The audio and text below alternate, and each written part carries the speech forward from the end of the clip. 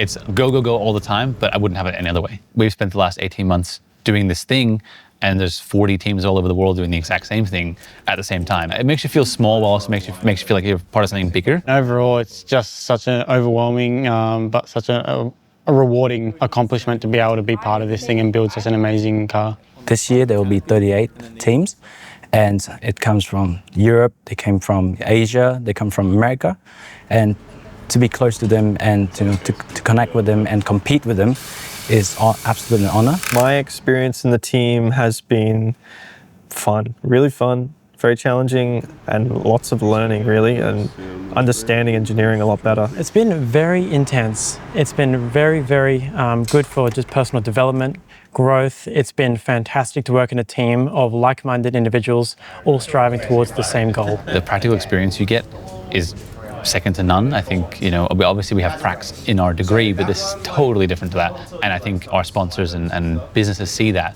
because solar car team members have a track record of being hired very quickly after leaving the team. It's an insane adventure. I've done it once before, and I'm really excited to have done so much of this car with my own design and to be able to take that to the same world stage. Definitely the most exciting thing would be being able to drive the car that I've designed, as well as integrating so many new features, and being able to drive in winter is going to be quite challenging. The Bridgestone World Solar Challenge has thrown us a bit of an engineering curveball.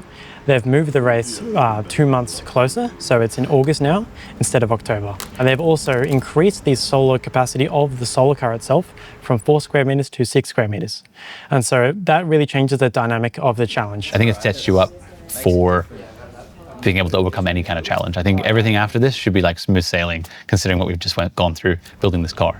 Building a car is difficult, let me tell you that, but to break the boundaries of innovation, that's even harder. As I walked past towards one of my classes, the window was open and I saw the car was in there, and I was like, it's on my campus? Like the car's here?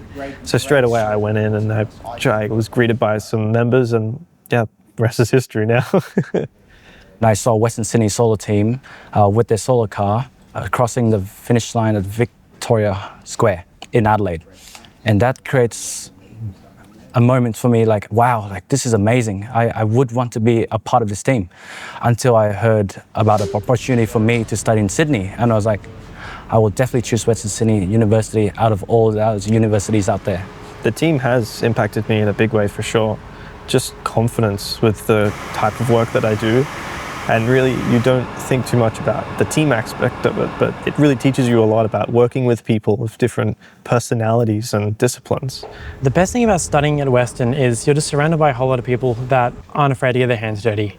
So all of my friends, all of my team members, they're all happy to chip in. They're always available. Just really, really great community of people that aren't afraid to put in immense hours and work towards something that we're all incredibly passionate about. Being part of the team has really shaped my overall future and career. It's pretty awesome that you get to be studying in class and learning engineering practices, and then once that class finishes, head straight down to a workshop and then apply it. I knew I wanted to do this thing, and Western was the place to do it. Top Australian team, I had to do it. So yeah, Western was an obvious choice.